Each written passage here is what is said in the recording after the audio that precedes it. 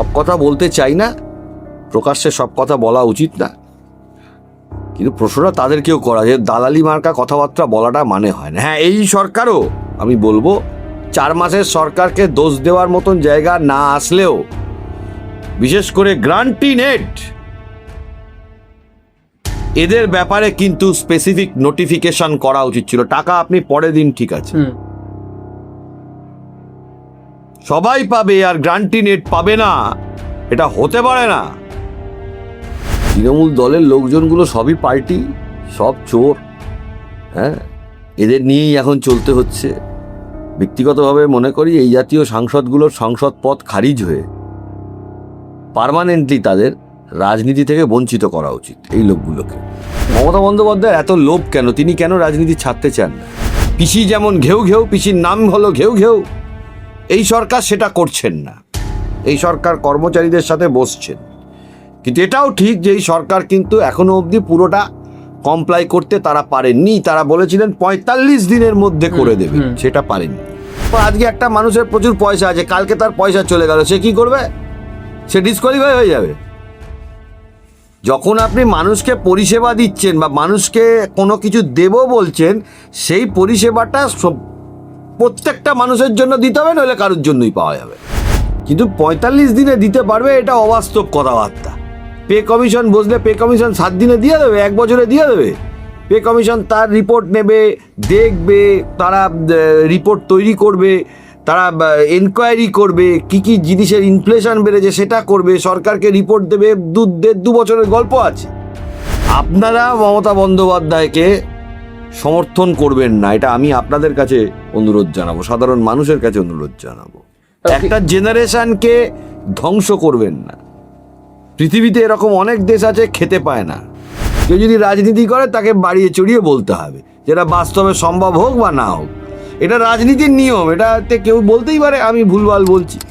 এটার একটা আইন হওয়া উচিত, কারণ ভারতবর্ষের রাজনীতিটা ফেলনা নয় যে যেই যখন পারবে পাল্টি মেরে অন্যদিকে চলে যাবে। এটা উচিত না, এইটা আমি কখনোই সমর্থন করি না। তৃণমূল দলের লোকজনগুলো সবই পার্টি, সব চোর। হ্যাঁ, এদের নিয়েই এখন চলতে হচ্ছে। ব্যক্তিগতভাবে মনে করি এই জাতীয় সাংসদগুলোর সংসদ পদ খারিজ হয়ে পার্মানেন্টলি তাদের রাজনীতি থেকে বঞ্চিত করা উচিত এই লোকগুলোকে। আবার অন্যদিকে স্যার, মমতা বন্দ্যোপাধ্যায় তিনি কাল বিকালে ফেসবুক লাইভে এসেছেন, যেভাবে তিনি কাজকর্ম করছেন, তিনি কি আবার কামব্যাক করার চেষ্টা করছেন? মমতা বন্দ্যোপাধ্যায় এত লোভ কেন? তিনি কেন রাজনীতি ছাড়তে চান না? আমি মানুষের কাছেই বলবো যে 15 বছরে একটা জেনারেশন ধ্বংস হয়ে গেছে। মানুষ চাকরি পাননি। আজকে আপনার পরিবারে আপনি ভাতা পেয়েছেন, আপনার পরিবারের লোকজন চাকরি পায়নি। আপনার পরিবারের লোকজন সরকারি চাকরি থেকে প্রাইভেটের চাকরি। ভাতা নিশ্চয়ই প্রয়োজন আছে, ভাতা বাম আমলেও ছিল, ভবিষ্যতেও থাকবে। আমি বিশেষ করে মহিলাদেরই আমি এই কথাটা বলবো, আপনাদের যদি কাজ দিতে পারতো 25 থেকে 30,000 টাকা, 20,000 টাকা, 15,000 টাকা, আপনারা সেটা নিতেন না, ভাতা নিতেন। আমার আপনাদের কাছেই প্রশ্ন, ইন্ডিভিজুয়াল যদি মহিলাদের, এমনকি গৃহবধূ যারা, তাদেরকেও যদি কাজ দেওয়া যেত, বাড়িতে বসেই কাজ করবেন সেই কাজ দেওয়া যেত। আপনারা মমতা বন্দ্যোপাধ্যায়কে সমর্থন করবেন না, এটা আমি আপনাদের কাছে অনুরোধ জানাবো, সাধারণ মানুষের কাছে অনুরোধ জানাবো। একটা জেনারেশনকে ধ্বংস করবেন না। পৃথিবীতে এরকম অনেক দেশ আছে খেতে পায় না। পৃথিবীতে এরকম অনেক দেশ আছে তারা লড়ে সায়েন্স এবং টেকনোলজিতে তারা অনেক অ্যাডভান্সমেন্ট করেছে। এই ধরনের নেত্রীকে, যাদের সরকারে রোজগার করতে গেলে চাকরি বিক্রি করতে হয়, যাদের গরু বিক্রি করতে হয়, কয়লা বিক্রি করতে, এইসব চুরি চামারি করে তাদের সরকার চালাতে হয়। কিন্তু মমতা বন্দ্যোপাধ্যায় এই 7ম পে কমিশন নিয়ে একটা বড় বার্তা দিলেন কালকে, বড় বক্তব্য রাখলেন বলা চলে। তিনি থাকলে নাকি সেটা হয়ে যেত। 15 বছরটা তিনি কি করেছিলেন? ঘেউ ঘেউ ঘেউ ঘেউ করেছিলেন। মমতা বন্দ্যোপাধ্যায়ের তো বলা উচিত যে তিনি বিগত 15 বছরে সরকারি কর্মচারীদের টাকা নিয়ে কি করেছিলেন? ঘেউ ঘেউ করেছিলেন। ঘেউ ঘেউ তো বলতেন উনি, মাফ করবেন, এটা আমার শব্দ না, এটা ওনার শব্দ, উনি প্রয়োগ করেছেন। তিনি বলছেন যে তিনি থাকলে হয়ে যেত, কিন্তু এবার আমরা দেখলাম যে বিভিন্ন কর্মচারী সংগঠন তারাও একবার বলেছিল যে মমতা বন্দ্যোপাধ্যায় থাকলে বেশ কিছু টাকা তারা আবার পেয়ে কিছু দালাল আছে, তাহলে কি এই তারা এই কথাগুলো বলছে? যোগসাজশের একটা না না, তবে বলছি যে তারা দালাল আছে, সেই দালালগুলোকে তো আমার প্রশ্ন যে 16 থেকে 24 সাল পর্যন্ত আপনারা কি করলেন? 25 সাল পর্যন্ত আপনারা মামলা করেছেন, কেউ কেউ বলছেন, আবার কেউ কেউ বলছেন আমরা আপনারাই পাইয়ে দিচ্ছেন, মানে আপনারাই টাকাটা দিচ্ছেন, এরকম কিছু কথা বলছে কিছু লোকজন আছে বলছে। তারা কি করলো এতদিন ধরে? সব কথা বলতে চাই না, প্রকাশ্যে সব কথা বলা উচিত না, কিন্তু প্রশ্নটা তাদেরকেও করা যে দালালি মার্কা কথাবার্তা বলাটা মানে হয় না। হ্যাঁ, এই সরকারও আমি বলবো 4 মাসের সরকারকে দোষ দেওয়ার মতন জায়গা না আসলেও, বিশেষ করে গ্রান্টি নেট এদের ব্যাপারে কিন্তু স্পেসিফিক নোটিফিকেশন করা উচিত ছিল। টাকা আপনি পরে দিন, ঠিক আছে, সবাই পাবে, আর গ্রান্টি নেট পাবে না, এটা হতে পারে না। এই নিয়ে লড়াই শুরু হবে। এবং আবারও আমি বলছি যে টাকাটা এই সরকারও দিয়েছে, সেটা 25% থেকে কম টাকা দেওয়া হয়েছে। কিন্তু হ্যাঁ, যেটা পজিটিভ দিক এই সরকারের ব্যাপারে, আগের সরকার যেমন ঘেউ ঘেউ বলতেন, পিসি যেমন ঘেউ ঘেউ, পিসির নাম হলো ঘেউ ঘেউ, এই সরকার সেটা করছেন না। এই সরকার কর্মচারীদের সাথে বসছেন। কিন্তু এটাও ঠিক যে এই সরকার কিন্তু এখনো অবধি পুরোটা কমপ্লাই করতে তারা পারেননি। তারা বলেছিলেন 45 দিনের মধ্যে করে দেবেন, সেটা পারেননি। স্যার, এই 45 দিন প্রসঙ্গে শুভেন্দু অধিকারী বর্তমান মুখ্যমন্ত্রী তিনি বারবার বলেছেন ডিসেম্বর পর্যন্ত তিনি ডেডলাইন বেঁধে দিয়েছেন, 1 জানুয়ারি থেকে কার্যকর হবে। এটা কি সম্ভব? দেখুন, 45 দিনটা ভোটের জুমলা ছিল, এটা আপনিও জানেন, আমিও জানি। সরকারি কর্মচারীদের মধ্যে তারা যদি না বুঝতে পারেন এটা ভোটের জুমলা, তাহলে আমার বলার কিছু নেই।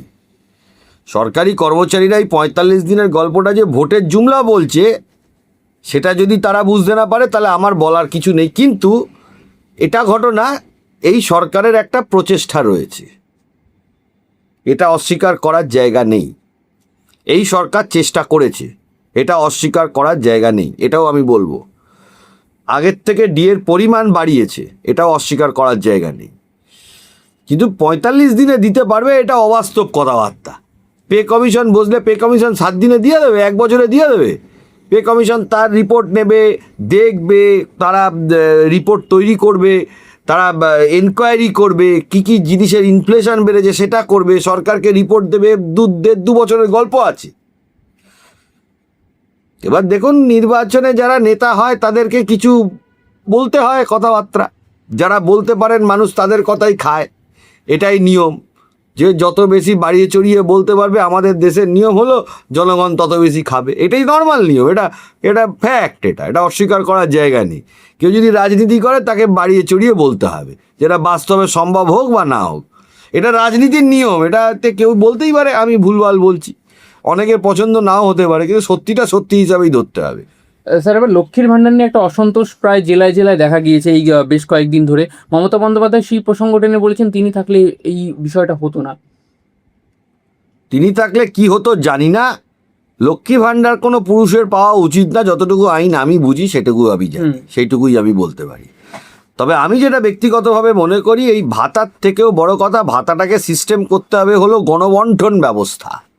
যেরকম আপনার রেশন, যিনি বড় লোক তিনি চাইলেও নিতে পারেন, যিনি গরিব লোক তিনি চাইলেও, যার প্রয়োজন হবে নেবে। আপনার বাড়ি বা আমার বাড়িতে এখন লোকে রেশন নিতে যায় না, কিন্তু অনেক মানুষ আছে তাদের রেশন কার্ড আছে, তারা নিতে যায়।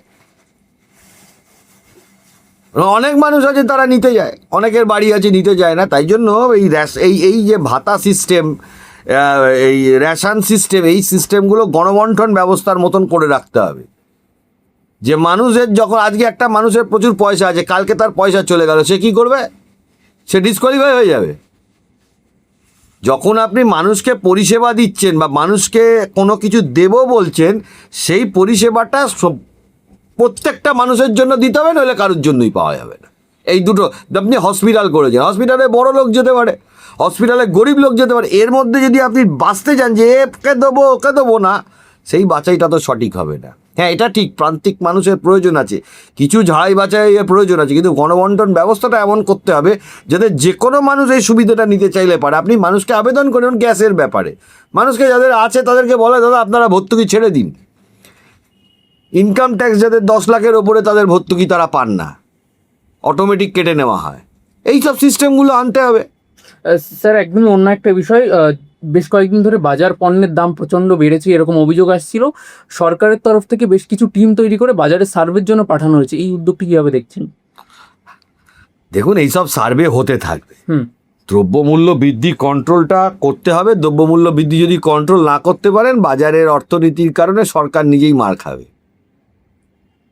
বাজারে গেলে অফিসারদের বলা হচ্ছে গুদামের যে মালিক আছে তাদের বলুন, এই সমস্যার সমাধান কি তাহলে হবে না?